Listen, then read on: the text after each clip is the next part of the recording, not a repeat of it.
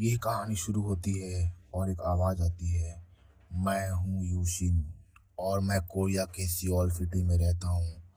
और वो बताता है कि एक दिन पूरे वर्ल्ड में डंजन्स अपीयर होते हैं और उस डंजन्स में से मॉन्स्टर्स निकलते हैं। और वो मॉन्स्टर्स पूरे सिटी को, पूरे वर्ल्ड को तबाह कर रहे होते हैं और लोगों को मार रहे होते हैं। इससे पूरी ह्यूमैनिटी खतरे में आ गई होती है। तभी कुछ ह्यूमंस में अवेकनिंग होती है और उनमें कुछ सुपर पावर आने लगते हैं और वो ह्यूमैनिटी की आखिरी होप होती है। तो गवर्नमेंट उन्हें मॉन्स्टर्स को हंट करने का प्रोग्राम बनाती है और उसमें उन सुपर ह्यूमन को, उसमें उस सुपर ह्यूमंस को ऐड करते हैं और उन्हें नाम देते हैं मॉन्स्टर हंट। और यूशिन हमें बताता है कि जो हंटर्स है उनको भी काफ़ी लेवल्स में डिवाइड किए गए हैं अकॉर्डिंग टू उनके पावर्स लेवल्स। जो सबसे ज़्यादा पावरफुल हंटर्स होते हैं उन्हें ट्रिपल एस क्लास के होते हैं और जो सबसे लो लेवल्स के हंटर्स होते हैं उनका क्लास जी होता है और वो ऑर्डिनरी ह्यूमन जैसे ही होते हैं और वो सिर्फ हंटर्स को सपोर्ट करते हैं। तभी सीन शिफ्ट होता है और हमें एक लड़की जिसका नाम सियोंग मिरी है, वो एक पोस्टर देख रही होती है। और सियोंग मिरी हंटर्स के हेडक्वार्टर में आई होती है क्योंकि वो अपने हंटर क्लास का री एग्ज़ाम देने आई होती है, क्योंकि उसका हंटर क्लास बी का होता है और उसे लगता है कि वो ए पे पहुंच जाए और वो बहुत ज़्यादा पावरफुल बन जाए। सियोंग मेरी सोच ही रही होती है कि मैं कितनी भी ट्रेन कर लूँ, मेरा लेवल हमेशा बी पे ही है और मैं उस लेवल के आगे नहीं बढ़ पा रही हूँ। तभी वे सोच ही रही होती है कि तभी उसे कोई लड़का पीछे से आवाज़ देता है, क्या तुम बहुत शौक फील कर रही हो? तभी सियोंग मेरी पीछे मुड़ के देखती है और सोचती है कि फिर कोई लड़का मेरे पे ट्राई मारने आ गया, क्योंकि मैं बहुत पॉपुलर जो हूँ।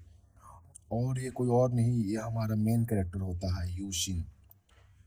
यूशिन सियोंग मिरी से कहता है कि प्लीज़ मुझे गलत मत समझो, मेरा वो मतलब नहीं था और मैं वैसा लड़का नहीं हूँ। सियोंग को लग रहा होता है कि ये कोई ठरकी है जो हर लड़की पे ऐसे ही चांस मारते रहता है और वो सोच रही होती मैं पहले से ही बहुत परेशान हूँ अपने इवैल्यूएशन के लिए और ये लड़का मुझे परेशान करने आ गया और उसे गुस्सा आ ही रहा होता है। तभी यूशिन का फ़ोन रिंग करता है और देखता है कि उसे किसी का कॉल आया होता है और वो सियोंग मिरी को सॉरी बोल के कहता है कि सॉरी, मुझे ये कॉल लेना ही पड़ेगा। ऐसा कह के वो थोड़ा सा साइड में हो जाता है और अचानक से वो वहाँ से भागने लगता है। सियोंग मिरी सोच ही रही होती है कि अच्छा हुआ ये परवट यहाँ से चला गया। तभी वहाँ अनाउंस होता है नंबर 49 मिस सियोंग मिरी। और तभी वो रिसेप्शन डेस्क पे जाती है तो उसे वहाँ पे एक रिसेप्शनिस्ट बताती है कि मैम, आपका नंबर आ गया है और आपको इवैल्यूएशन रूम में बुलाया गया है। कुछ देर के बाद सियोंग मिरी का रिजल्ट आ गया होता है एंड गेस व्हाट, फिर से बी क्लास। ये देख के सियोंग मिरी उदास होती है और सोच रही होती है मैं इस बी क्लास पे स्टक हो गई हूँ, मैं इससे आगे बढ़ ही नहीं पा रही हूँ। और वो रिजल्ट की बत्ती बनाने लगती है।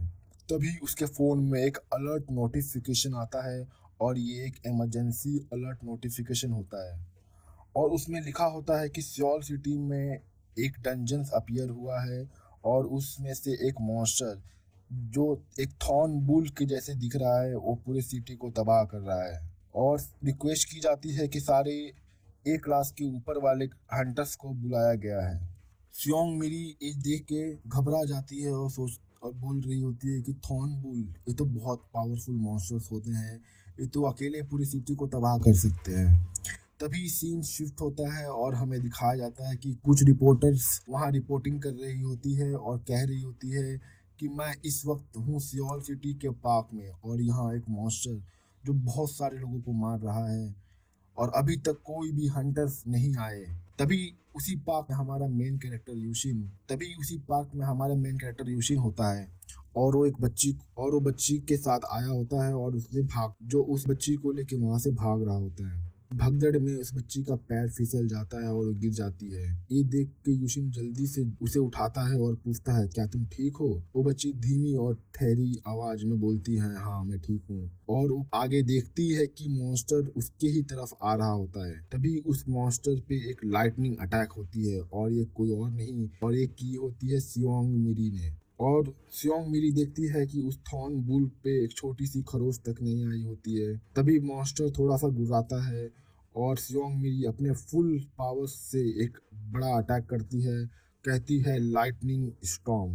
ये अटैक इतना ज़्यादा पावरफुल होता है कि वहाँ सब जगह धूल मिट्टी हो जाती है और उस धूल मिट्टी में से हमें दो रेड आइस दिखता है और एक जोर की गुर्राने की आवाज़ आती है। ये देख के सियोंग मिरी भी शॉक हो जाती है क्योंकि उस मॉन्स्टर को थोड़ा सा भी डैमेज नहीं हुआ होता है और वो मॉन्स्टर अचानक से सियोंग मिरी की तरफ दौड़ रहा होता है। एक जोर का पंच लगाता है और सियोंग मिरी काफी दूर जाके गिरती है।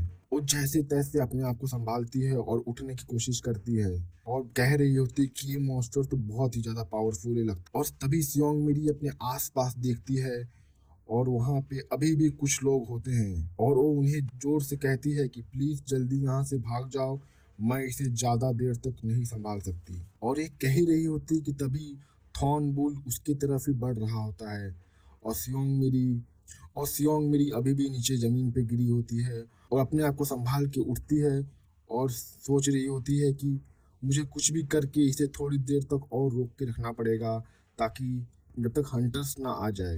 ये सोच के वो खड़ी होती है और एक अटैक प्रिपेयर करने की कोशिश करती है और तभी उसका मैना पावर पूरी तरह से खत्म हो गया होता है और वो मॉन्स्टर तेजी से उसकी तरफ बढ़ ही रहा होता है और सियोंग मेरी सोच रही होती लगता है यही मेरा अंत है और वो अपने मॉम एंड डैड को याद कर रही होती है। तभी हमें सियोंग मिरी का एक पास्ट का सीन दिखाया जाता है जिसमें बहुत सारे मॉन्स्टर्स ने उनके मॉम एंड डैड को मार दिए होते हैं और वो उनसे बदला लेने का सोच रही होती है और वो बोल रही होती है, मैं इन मॉन्स्टर्स को कभी भी माफ़ नहीं करूंगी, मैं इन सारे मॉन्स्टर्स को ख़त्म कर दूंगी।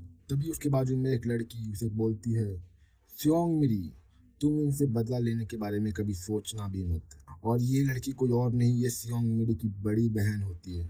ये सुन के सियोंग मिरी को बहुत गुस्सा आ रहा होता है।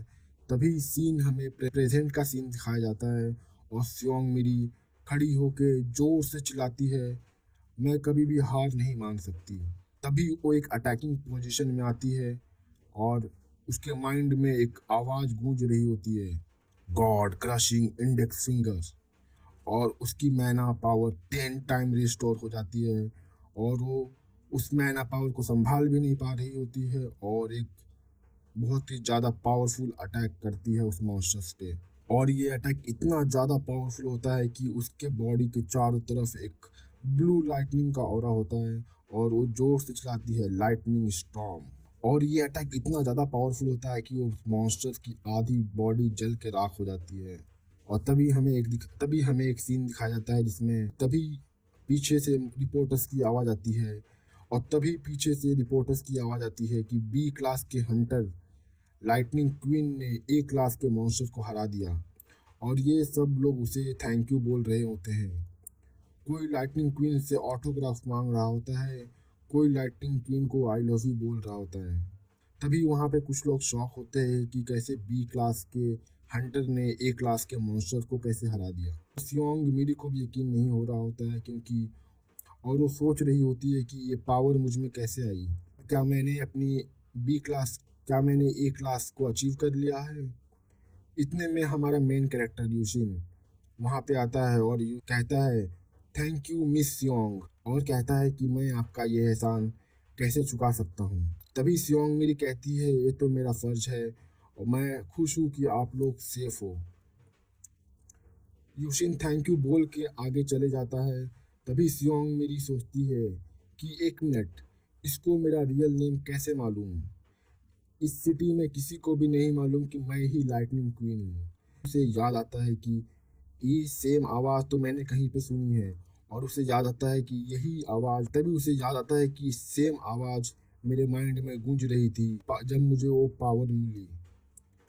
और ये सोच ही रही होती है आखिर वो था कौन।